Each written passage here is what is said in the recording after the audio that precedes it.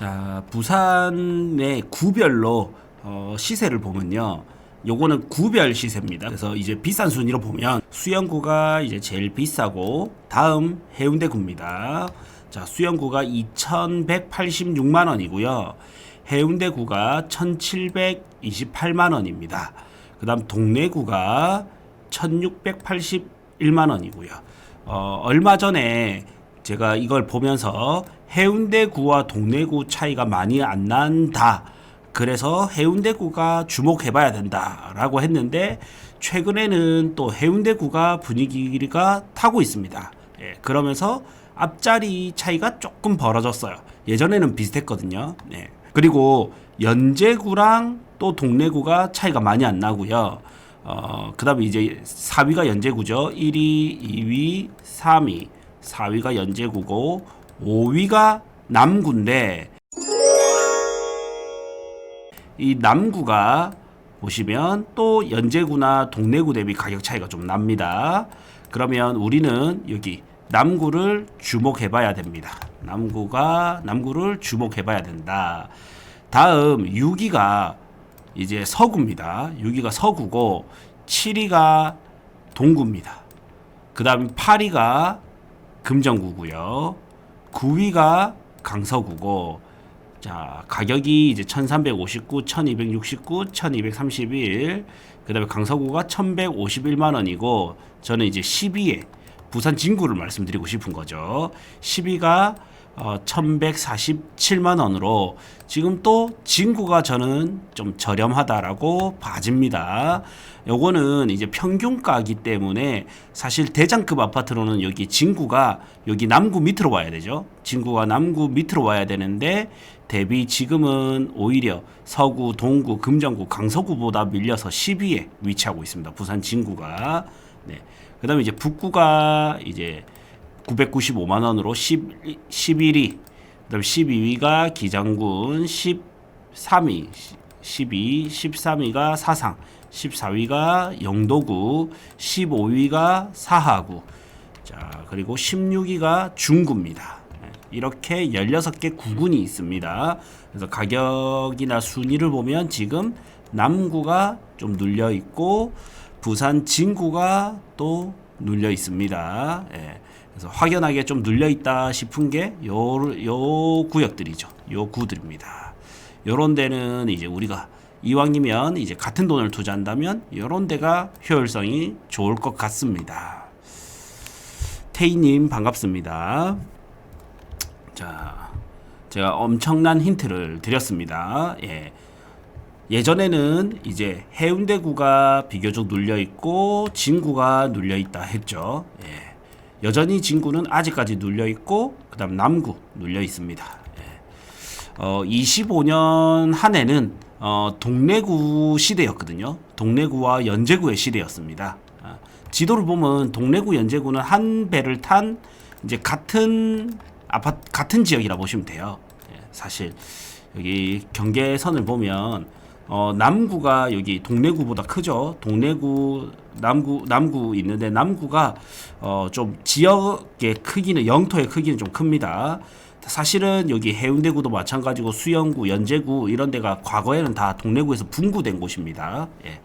지금 이제 생활권이나 이런 걸 보면 동래구와 연제구를 하나의 묶음으로 이래 보시면 돼요. 자.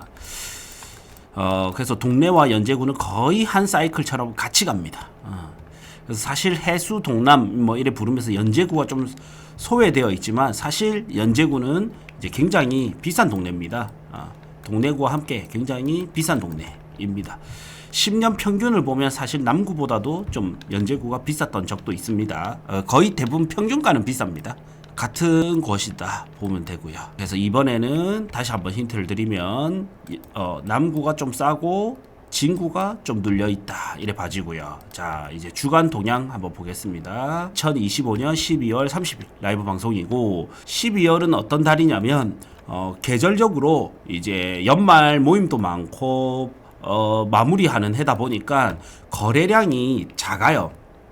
거래량이 작은 달이거든요. 그 부산의 평균 거래량은 3,200에서 3,300건 정도 됩니다. 이게 이제 평균 거래량인데 부산이 이번 주간 동향 주간의 거래량만 거의 993건, 약 1000건 가까이 됩니다. 993건입니다. 이것도 다 안 올라온 곳도 있을 거 아니에요. 예. 어쨌든 곱하기 4를 하면 4936 거의 3600에서 4000건 정도 되기 때문에 평균 거래보다 많습니다. 특히 이 비수기 계절인데도 불구하고 평균 거래량보다 많이 일어나고 있습니다. 그만큼 부산은 날씨는 춥지만 부동산은 이제 점점 뜨거워지고 있다. 이래 보시면 돼요. 그래서 부산이 심상치 않습니다. 그리고 인구가 훨씬 많은 서울 대비해서도 거래가 그렇게 작지 않습니다. 먼 옛날에 제가 한 3, 4년 전에 3년에서 한 4년 전에 제가 뭐라 말씀드렸냐면 대구가 많이 하락할 때 있죠. 대구가 많이 하락할 때 그때 잘 살펴보면 기회의 장이 열릴 거다라고 말씀드리면서 그렇다고 또 섣불리 대구만 봐도 안 된다라고 말씀드린 게 뭐냐면 대구가 많이 하락하면서 투자자들은 대구에 관심을 가질 것인데 부산이 만약에 더 하락하게 되면 대구로 가는 KTX 기차를 부산으로 끊어버릴 수도 있다라고 말씀드렸었는데 지금은 이제 거의 대구보다도 부산이 좀 더 분위기가 좋습니다. 근데 과거에 23년도 있죠. 23년도에는 오히려 부산보다도 대구가 분위기가 좋았었어요. 예. 그래서 23년도에 대장급을 기준으로 대구를 샀던 사람이 가장 수익률이 높았습니다. 근데 25년, 26년 기준으로는 저는 아마 부산을 사는 게 가장 좋을 것 같고요. 이렇게 보면 될 것 같아요. 1, 2급지, 이런 1, 2급지의 상급지를 보자면 이제 대구보다는 부산이 좋을 것 같고, 한 중급지에서 중상급지 있죠. 중상급지를 보기에는 대구가 좋을 것 같고, 그렇습니다. 그리고 울산은 여전히 지방에서 제일 잘 달리고 있는 곳입니다. 네. 그래서 부산은 이번 주간 거래량도 굉장히 잘 나왔다. 거래가 많았다. 이래 보시면 되고요. 이 거래를 보는 게 굉장히 중요합니다. 누구 한 사람 한 사람의 생각에 의해서 움직이는 게 아니라 부산 전체 시장을 볼 수 있는 겁니다. 자, 그리고 이제 구별로 보면요. 여전히 이제 부산 진구가 뜨거워요. 진구가 괜찮고요. 그 다음 해운대구가 조금 떨어졌습니다. 해운대구가 순위가 좀 밀렸고 해운대구가 인구가 많은데도 조금 밀렸습니다. 그래서 해운대구가 한 바퀴 이제 어느 정도 매수하고 돌아간 것 같아요. 근데 이게 끝이 아니라 지금 가격대를 보면 여전히 매력적인 가격대가 있기 때문에 아마도 이번 봄까지는 해운대구는 여전히 매력적일 것 같습니다. 그리고 눈에 띄는 거는 남구죠. 남구. 진구와 남구가 눈에 띕니다. 지금 진구, 남구가 1, 2등으로 해서 거래량이 많고요. 그 다음 또 눈에 띄는 게 여전히 동래구는 강해요. 그 다음 눈에 띄는 게 북구입니다. 북구.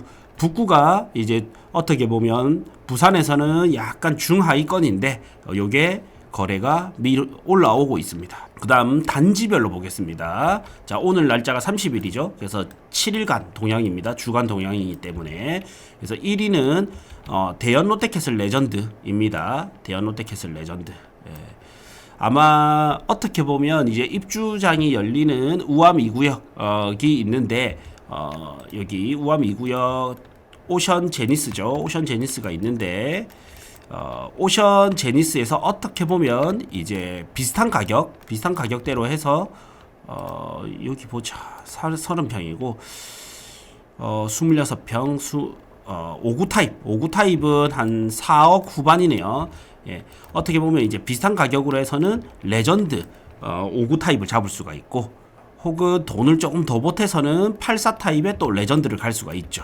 그러면서 여전히 이제 실수요자와 투자자의 사랑을 같이 받고 있는 대연 롯데캐슬 레전드 1단지가 13건으로 해서 거래량 1위입니다. 1위고 그 다음 이제 동래구가 너무 잘 가다 보니까 상대적으로 이제 조금 소외받았던 금정구의 대장인 장전 레미안이 10건으로 2위입니다.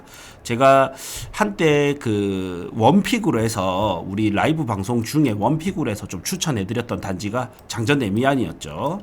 사직동, 동래구, 사직동, 명륜동이 너무 잘 가고 있는 것 대비 장전 레미안이 너무 못 가고 있는 것 같다라고 말씀드렸던 적이 있는데 이 장전 레미안이 2등으로 올라왔고요. 그다음 3위가 이제 서면 아이파크입니다. 서면 아이파크 10건. 그 다음에 삼익비치. 지난 방송에서 말씀드렸다시피 삼익비치는 대다수는 투자지표입니다. 투자지표. 투자자가 사는 거기 때문에. 그래서 4위입니다. 8건. 여전히 투자 심리가 이제 살아 움직인다 보시면 돼요. 예. 아주 뜨겁지. 이 삼익비치가 요 위로 올라가면 아주 뜨거운 겁니다. 요 위로 올라가면 아주 뜨거운 거고, 매물까지 많이 없다, 5% 이내다 이러면 아주 뜨거운 겁니다. 그래서 삼익비치는 항상 매물 동향을 살펴봐야 됩니다. 한번 보시죠. 삼익비치 타운. 자, 남천동의 삼익비치를 보면요, 시세는 이제 바닥을 찍고 이렇게 올랐다가 또 주춤했다가 또 올랐다가, 근데 지난 바닥 이하로는 안 빠지고 있고 다시 오르고 있습니다. 그리고 매물량이 중요한데 매물량의 흐름을 보겠습니다. 매물량의 흐름을 보면 삼익비치가 이제 지금 보시면 매물이 좀 정점 찍고 약간 빠진 상태에서 조금씩 횡보하면서 떨어지고 있습니다. 매물량은 336개로 약 10% 정도 됩니다. 10%가 조금 넘는 것 같아요. 10% 정도. 예. 근데 전세는 이 구축 아파트조차도 전세 매물은 상당히 없습니다. 네. 자, 그래서 요게 이제 거래량 또 늘어나면서 삼익비치의 매물량이 150개 이하로 떨어졌다. 그러면 부산의 투자 심리가 많이 살아난다라고 보시면 돼요. 자, 그래서 지금은 이제 부산의 투자 심리가 약간 그냥 미지근한 정도다 이래 보시면 될 것 같아요. 차가운 거는 아니고 미지근한 정도다 이래 보면 될 것 같습니다. 자, 그 다음에 레미안 어반파크도 8건이고요. 그 다음 제가 5억대 아파트로 추천을 많이 드렸던 대연파크 푸르지오 또 거래량이 8건으로 해서 이제 올라오고 있습니다. 사실 요런 것도 5억대로 내가 뭐 사야 돼요 이래 볼 때 이렇게 보면 쉽게 볼 수 있습니다. 여러분들도 제가 보는 방법 알려드릴게요. 자, 여기서 만약에 대연파크 푸르지오, 요거는 라이브 방송을 제가 처음 하는데 라이벌 단지 해서 대연자이를 찍고 여기 대연자이 25평과 대연파크 푸르지오 33평을 같이 비교를 해보면 좋습니다. 이거를 전체로 한번 해보겠습니다. 전체로 보면 자, 빨간색이 대연파크 푸르지오고요. 파란색이 대연자이 25평입니다. 그래서 요 차트가 거의 엎치락 뒤치락 하면서 같이 갑니다. 이렇게 같이 가요. 예. 그래서 과거에는 보면 대연파크 푸르지오가 좀 더 비쌌습니다. 대연자이 25평보다 대연파크 푸르지오 33평이 비쌌다가, 그 다음에 요때는 대연자이가 또 비쌌다가 요때는 또 엎치락 뒤치락, 그리고 결론적으로 전고점은 실제로 같았습니다. 한 8억으로 아마 전고점 같았던 걸로 알고 있어요. 그러다가 이제 바닥도 거의 비슷합니다. 거의 비슷하고, 그 다음 최근에 보면 파란색이 위에 있고 괴리가 좀 벌어져 있죠. 좀 벌어져 있습니다. 그러면 이럴 때 뭐를 사면 되냐면 빨간색을 사면 됩니다. 빨간색을. 빨간색이 뭐다? 대연파크 푸르지오 33평이다. 이렇게 투자를 하면 우리가 어느 정도 안전마진을 확보하고 갈 수가 있습니다. 그래서 이게 오르기 전에는, 요게 차이가 날 때는 대연자이 25평은 온갖 좋은 소리가 많이 들리고요. 이미 올랐잖아요. 예. 그리고 대연파크 푸르지오 33평은 온갖 악재가 많이 들립니다. 근데 시간이 지나면 어차피 같이 만나게 됩니다. 요때도 그랬고 요때도 그랬고 이때 또한 그랬습니다. 지금 또한 마찬가지입니다. 예.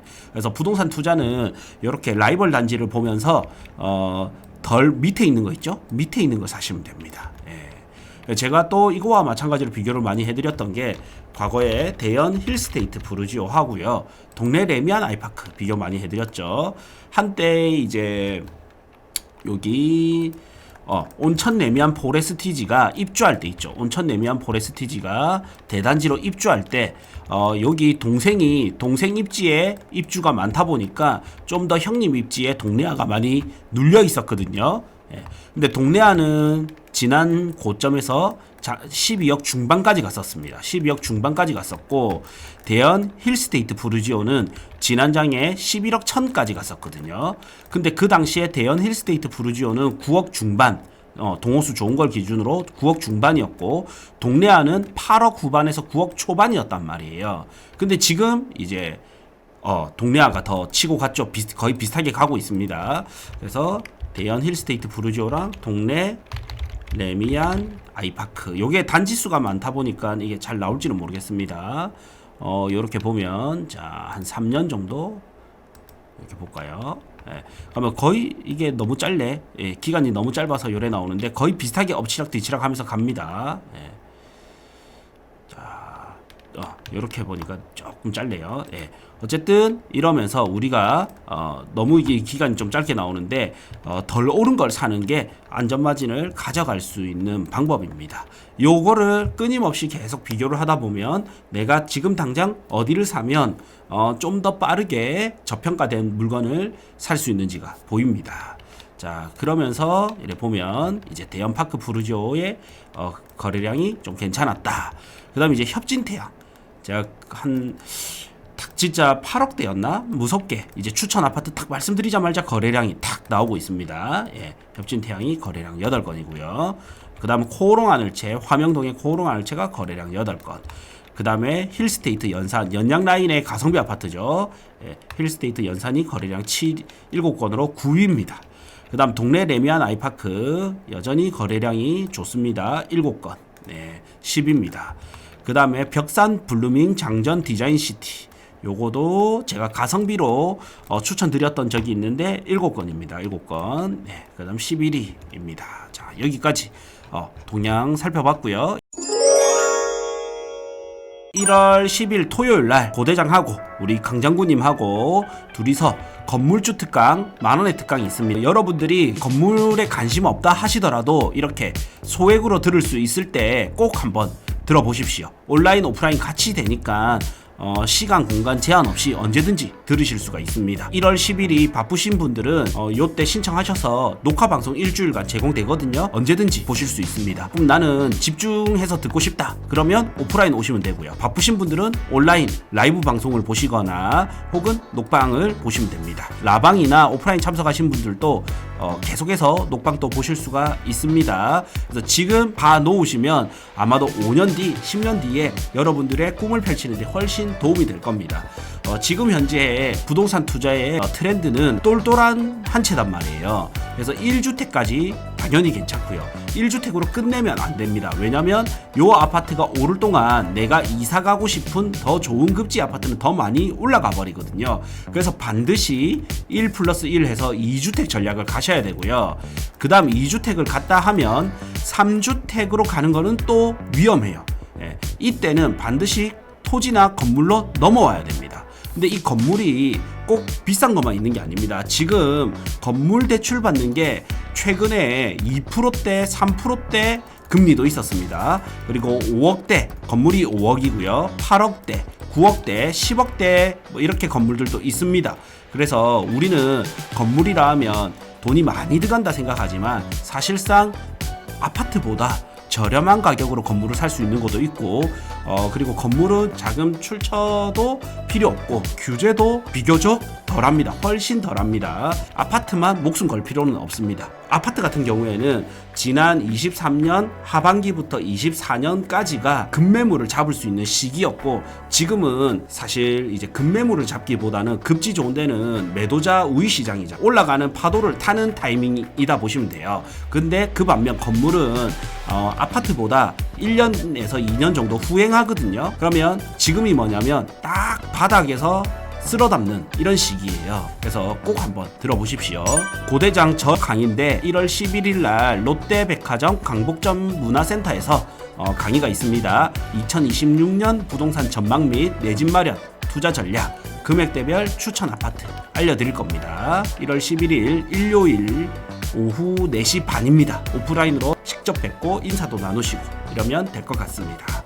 저희 채널에 등장하는 아트님 강의가 있습니다. 아파트 투자 초보 탈출 클래스. 너무 정보가 방대해서 힘들었다든지 자기만의 기준이 없다 하든지 그 다음에 나는 너무 초보라서 실수를 하기 싫은 분들 이런 분들은 초보 탈출 클래스 요거 들어보시면 될 것 같습니다. 그 다음 이제 아트님의 부동산 시장 전망도 있고요. 다음 상가 꼬마 빌딩 스터디 9기도 이제 열릴 예정이고, 내 집 마련이 꼭 필요하시다, 아파트를 사실 거다 이러면 구해줘 아파트까지 이렇게 보시면 되겠습니다. 자, 신규 프로그램 링크는 제가 고정 메시지 고정 댓글에 남겨놓겠습니다.